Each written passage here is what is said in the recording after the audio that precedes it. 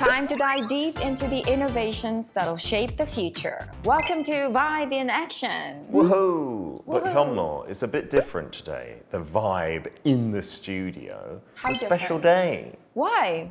You Why don't is remember? it a special day today? What am I missing? I don't see anything different. Because you do so many shows, they come and go, they're not special. No, this is the most important show that I'm doing. Today is the final episode. What? Today's the grand finale You of didn't the know? show? I was just joking. Aw. I just pretended it So was you don't business cry, as usual. right? You Because I don't hate get to admit emotional. it. Yeah, I'm going to get emotional at the end of the show. But I wanted to pretend till the end. Let's keep going. Let's just do another 20, right, with our own budget. But let's finish on a high note. Episode Yes. 20. Yes. We've invited a familiar face again. Professor Han is here with us. Oh, Professor Han, thanks for joining us again. Great to have you again. Well, thanks for having me on such a special occasion.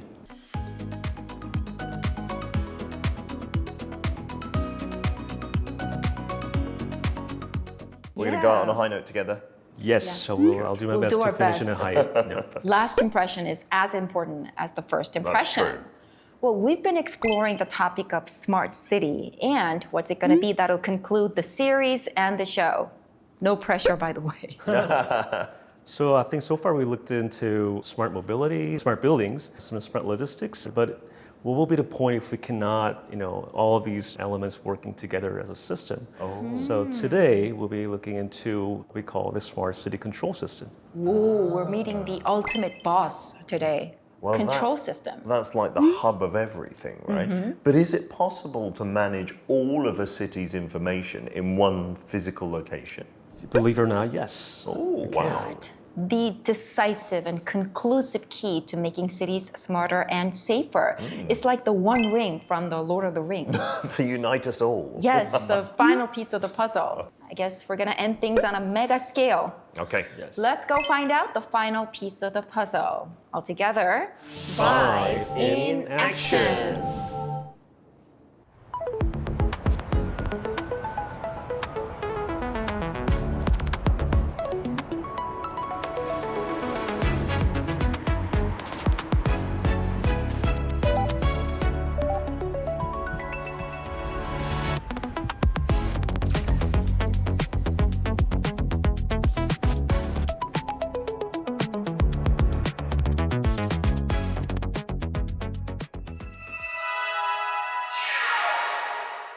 So, simply put, at the heart of the integrated smart city control system is collecting and analyzing the massive amount of data that gets generated every second from across the city.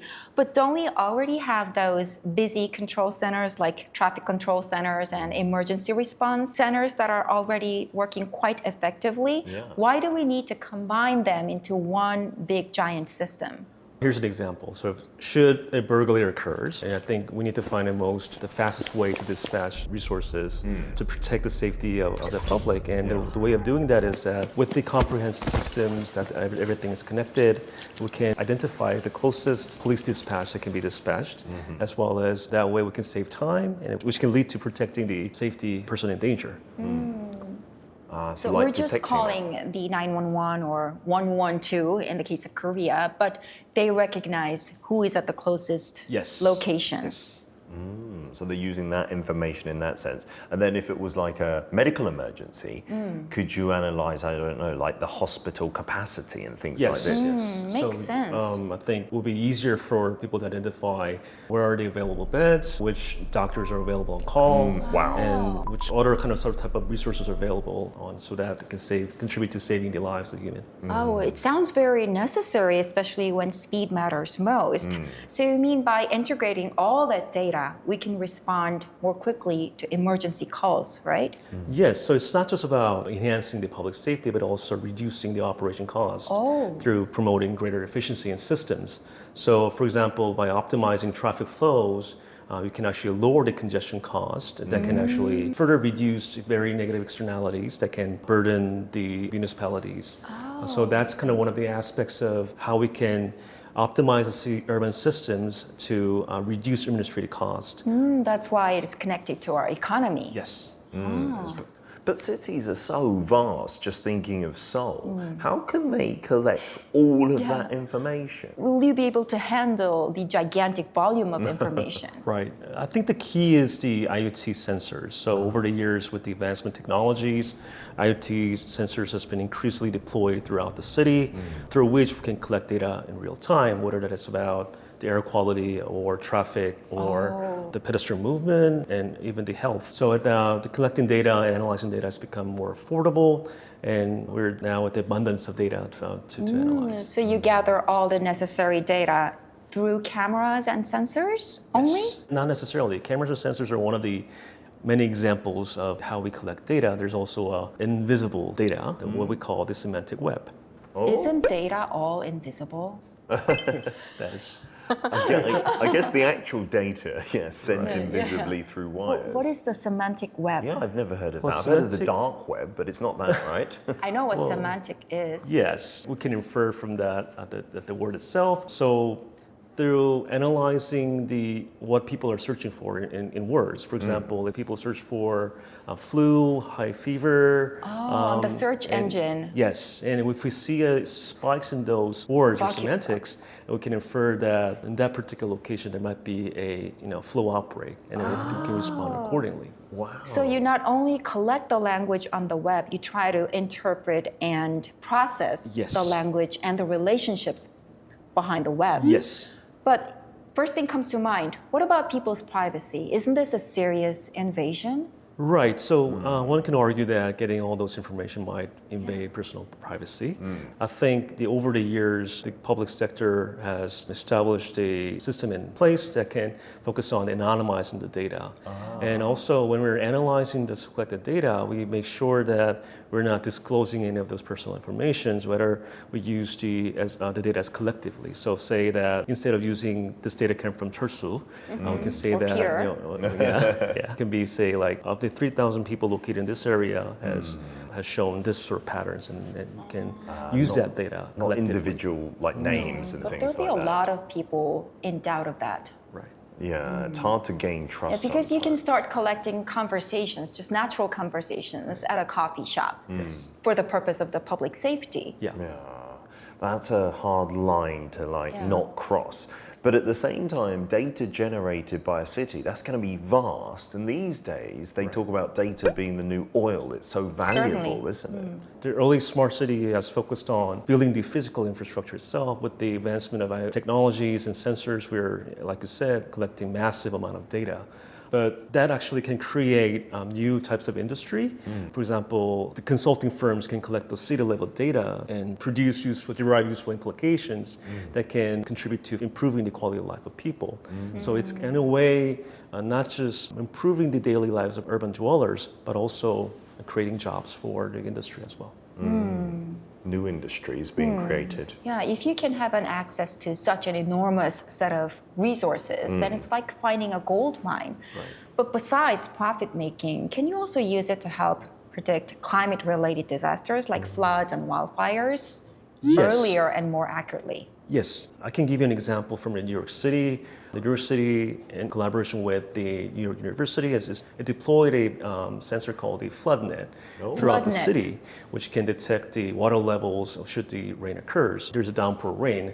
So in the wage of climate change, the weather is becoming very unpredictable. So kind of getting the right accurate assessments of where's the floodings occur and then how bad it is really essential to act on it. Oh, interesting. And there's this new technology called digital twin. Right. Where does that come to play? Well, the digital twin allows us to display all those data on a digital world. Well, let's just check out this video.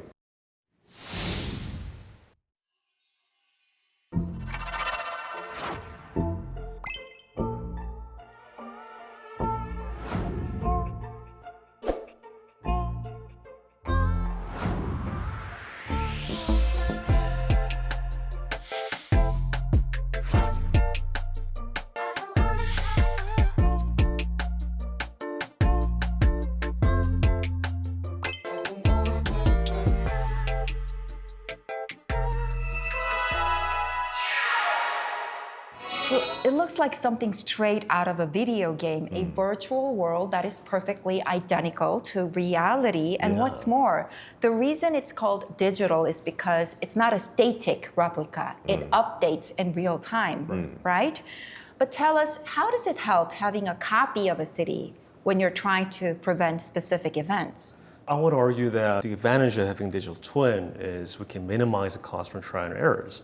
So if you think about upgrading urban infrastructures in response to climate change, we don't know where those disasters are likely to happen, and investing heavily on those infrastructure can be really costly. So instead of doing that, we can simulate those on a digital world and simulate should those sort of the climate events occur, what's going to be the hotspot or the vulnerable spots, and we identify those areas that needs to prioritize the investment in infrastructure. But how do you prevent something is going to happen? I don't think we can prevent the disaster from happening, but I think we can minimize the impacts.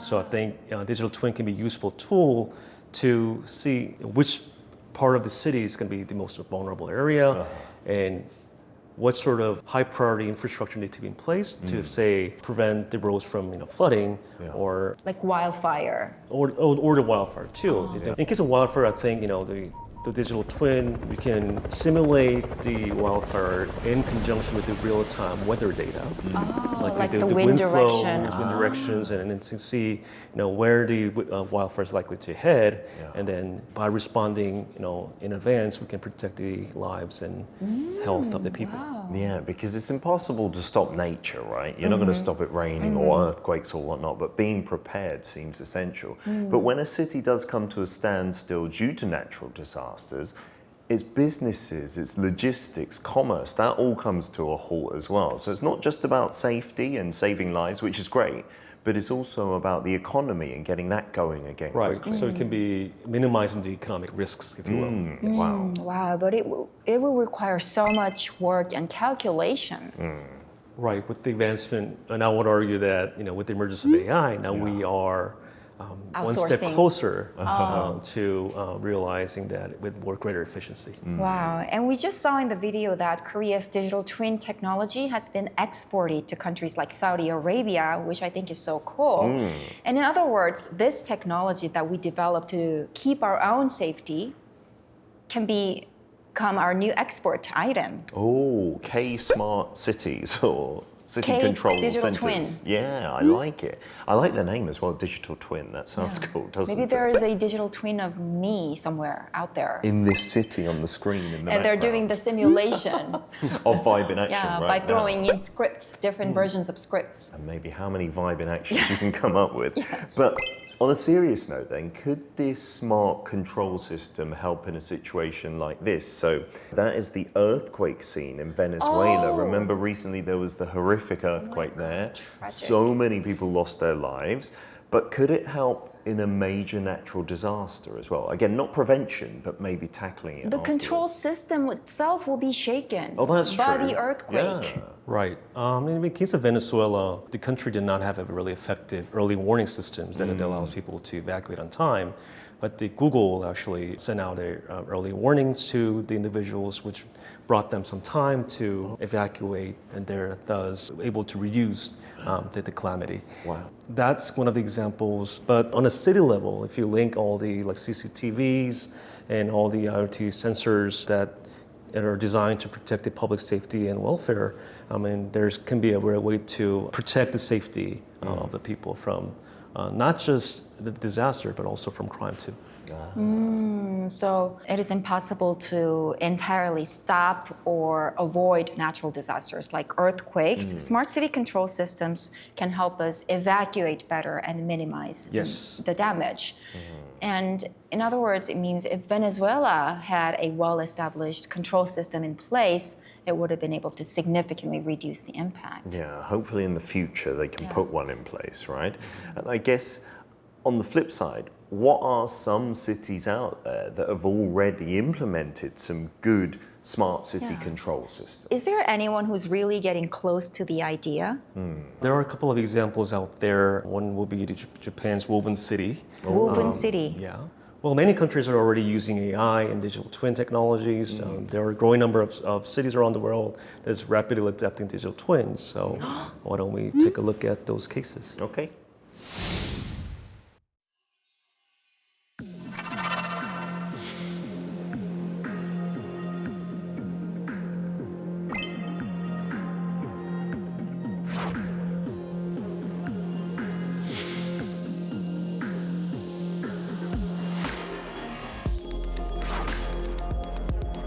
What you see here is Dubai Police first patrol robot. It's a fully automated car. It has many features. It's fully supported with AI functions, face recognition.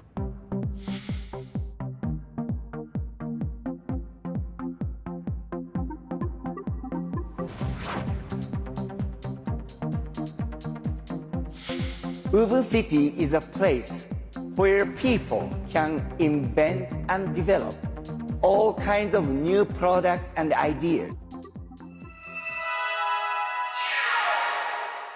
Amazing. Smart cities do exist. Yeah. I thought they were just something for the future, but they're already happening around us.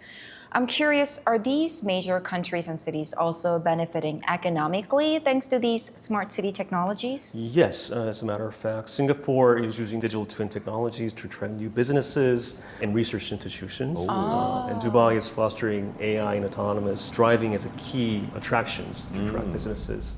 As well as Japan's the Golden City is also sort of utilizing these sort of emerging digital twins to kind of attract businesses. Ah, so it's all attractive for businesses because there's the latest tech. Right, in autonomous that vehicles, city. robotics, etc. Yes. We've got to make Seoul a smart city too. Yeah, where do we stand here in Korea on this smart city like rankings? Well, Rankings. We do love rankings.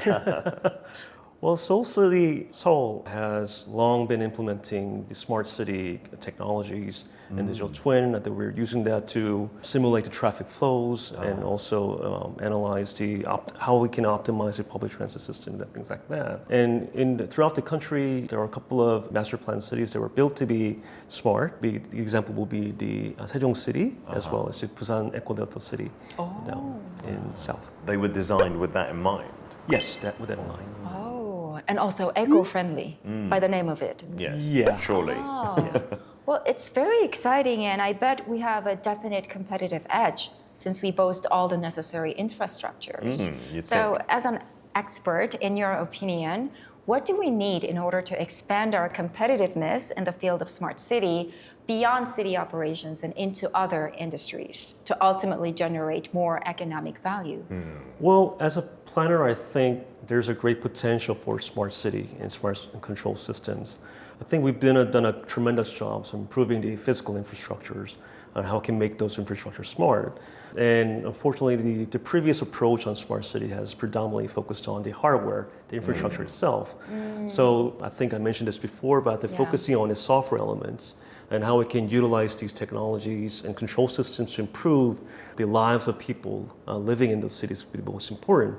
And when the smart city control system can be very effective ways to promote, if designed correctly, can promote to public safety, health, and welfare. By taking those human-centric approach, I believe that Korean smart city, based on a smart control system, can be competitive in the global market. And it doesn't have to be all about economic gains, like you said, like helping the humans on the ground. But I'm sure that would lead to economic benefits as well. Well, if you think about the cost we have to pay for unsafe environment, or by preventing those or minimizing the risks, I think that alone can save a lot of money.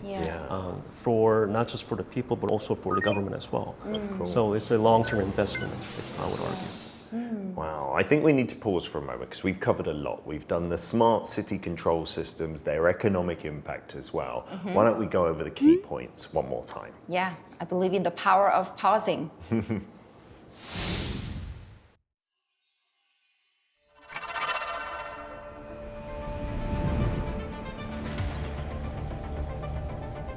Connecting data from across the city.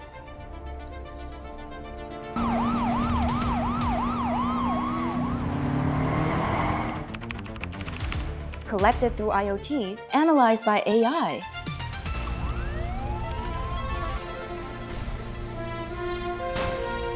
using digital twins to minimize disaster damage.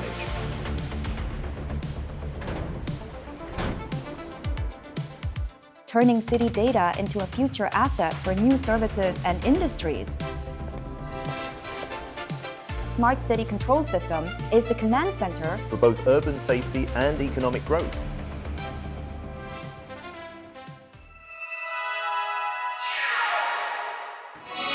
I think we've got a great grasp of the theory now, thanks to you for sure, but I'm curious to see how actually Korea is implementing these city technologies more intelligently. Seeing it in action is absolutely the best way to understand it. So why don't we go find out how exactly cities here in Korea are powered by AI and data in the real world. Okay. Are you ready?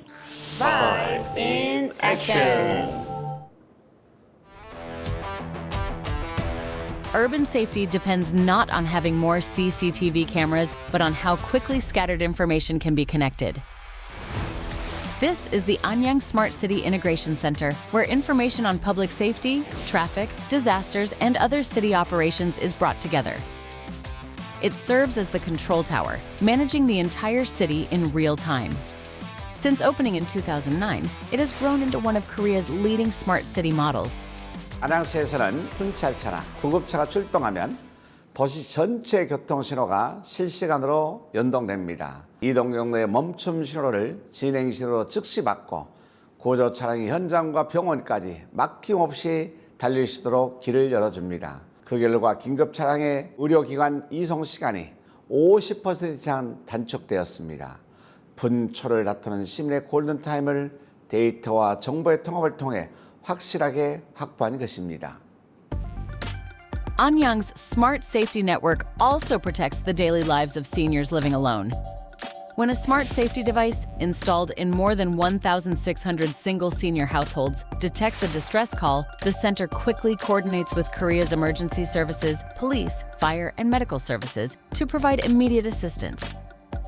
AI also analyzes thousands of CCTV cameras to detect risks that people might miss.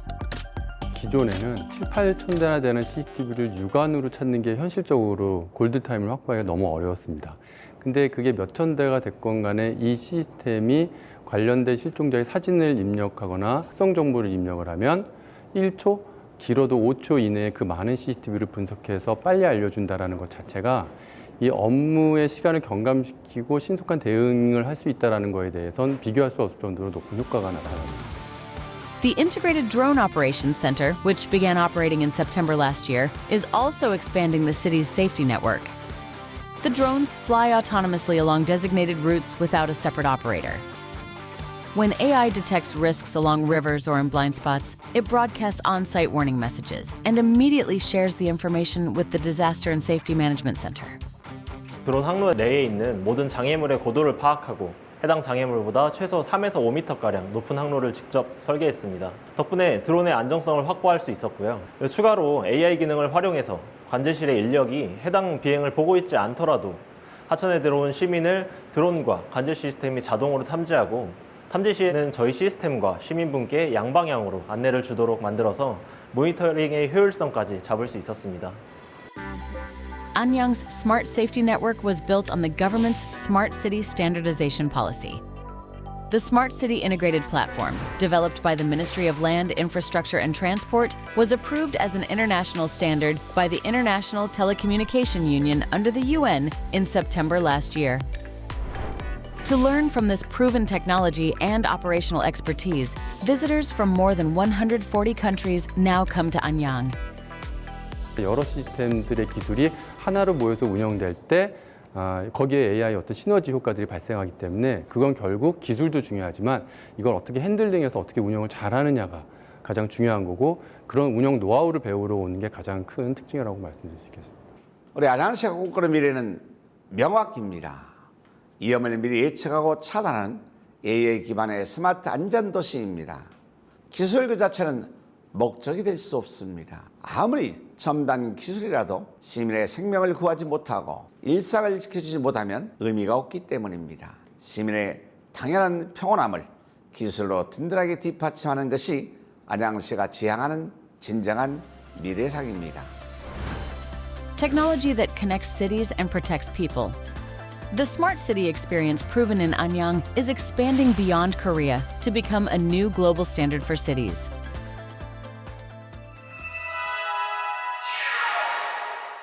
So seeing it in person like that really brings it to life.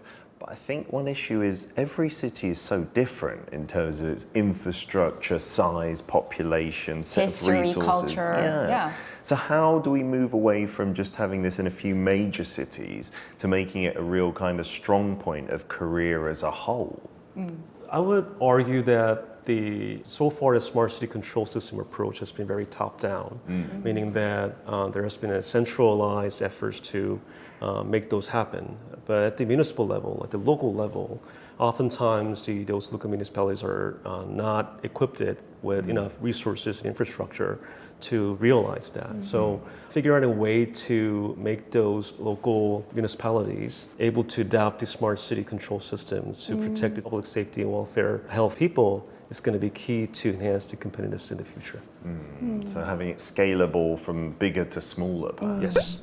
And like Peter just said, every city has its unique character and culture. So while going smart, I hope they don't lose their own color and style and they, stay true to their own identity.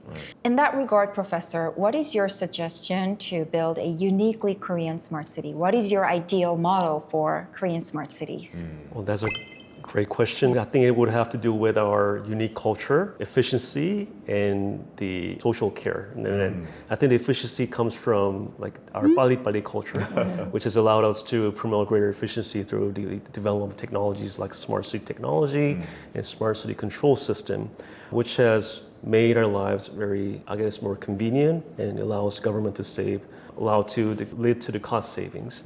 But if you really want to realize a true smart city, I think you need to account for the social aspects of smart city. The city are inhabited by people, and I've been thinking about how they can utilize those technologies to protect the public health, safety, and welfare of those people will be the key. I would argue that mindfulness comes from our Cheong culture, caring for others, caring for senior population, caring for younger generations, and all of that can be merged into that smart city principles. I think that could be our way to make our smart city approach very competitive. Sounds good for us. We'll be seniors soon, so it will take care of us. So soon. Well, and in that regard, I'd like to add that we're already living in a smart city where it's full of smart technologies and smart people like yourself. Well, thank you. Thank you so much, Professor Han, for spending time with us today. We learned so much and gained so many valuable insights. Absolutely. Well, thank you for having me on such a special occasions, and it was a great pleasure being here today. Yep, and we will make sure to keep cheering on the continued growth of Korea's smart cities. All together, Okay, one last time. Vibe in action! Oh, that was a good one.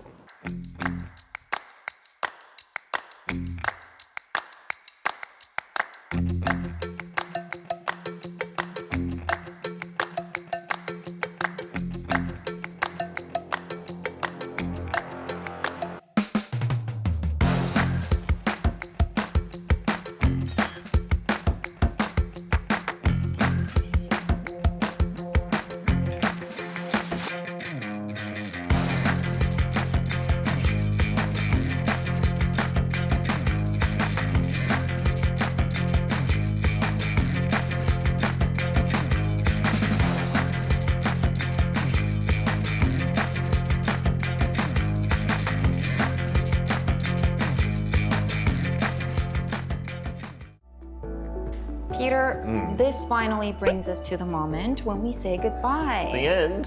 How do you feel? Already? I'm not ready. Yeah, we've done A, B, C, D, and E. So how about doing F next week? We've got Yeah, loads we've of got letters to do left. fashion. Yeah. Fashion is a good topic. I can come up with G, geopolitical issues. Yes. Let's keep going. And F, also finance. We could do so much Yeah, more. why are we stopping here? Well, we've had 20 great episodes and we've done so much. I loved the defense stuff that we did about the tanks and the weapons. Oh, 'cause are I you was a military interested geek? when I was little, and that kind of reignited that passion. What about you? We'll do M again. Military? Yeah, military. Okay. Did you find any in particular really interesting? I cannot pick a single episode, They were all but good. like I always say, I learned so much thanks to the program. Yeah. Some of the subjects were things that I would not have been able to comprehend to this extent otherwise. Yeah. And I learned from the top experts, all know. of which I am truly, truly grateful for. Having a sit down with these professors. I can ask questions. Money I can cannot hear buy from them. that, right? Yes. And on top of that, I worked with the best partner I could ask for. Oh, I hope you're talking about me and not like the makeup team right now. Of course, the producer. Of no, I course. mean you. Aw. Thank you, Peter, for having my back. It was a pleasure to do it with you as well. So I hope our viewers as well Yes. learn lots of things like we did from the shows. Yeah. And so it's coming to an end. Don't cry. I'm not 'cause gonna cry. We're going to do this again, I'm sure. Because we will meet next week for fashion or finance. We'll push that ahead. And we've got one last vibe in action, right? Yeah, but before we wrap up, I really wish that you were able to feel like you had a chance to broaden your knowledge and interest in what the future might bring, even just a little bit due to the program. 100%. I personally did, so I'm sure you guys did as well. All right, so one last time. Yes, How are we going to do this? I feel I need a really big one. let's wrap this up the vibe in action way with Okay. our signature pose All right, to our in a cameras. maximized style. All right, I'll go for it big this time. All right, one last time. 1, 2, 3. Once and for all, Vibe in action. Or we can combine. Oh, that's good. Our Let's do hands. that. Okay. Yeah, let's link arms. All right, so like this. Yeah. 2, Once 3. and for all. 1, 2, 3. Vibe in action. Yeah. We get to eat the cakes now.